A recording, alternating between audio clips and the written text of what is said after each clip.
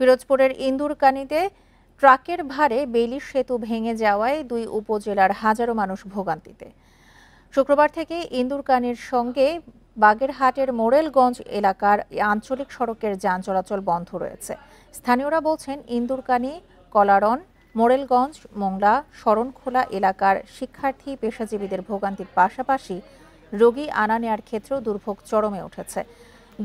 ভুক্তভোগীদের দাবি, এই সেতু দিয়ে 5 টনের বেশি যানবাহন চলাচলে নিষিদ্ধ থাকলেও ইট ভাটার কয়লা বহনকারী ভারী ট্রাক নিয়মিতই এই সেতু দিয়ে যাতায়াত করত।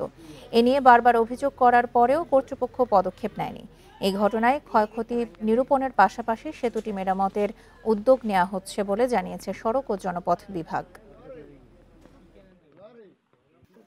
কোনো ভালো রোড নাই, আছে চিকুন একটা রোড ওই পাশ দিয়া, তাও ছোট একটা কাঠের ব্রিজ, তাও আপনার ঝুঁকিপূর্ণ। সরকারিভাবে কাজ করতে গেলে অনেক সময় লাগে, কিন্তু আমরা চাবো এই সময়গুলোকে উপেক্ষা করে যাতে অতি দ্রুত এখানে একটা যাতায়াতের জন্য সুব্যবস্থা করে দেওয়া হইলে আমাদের এই 30,000 মানুষ মুক্তি পায়।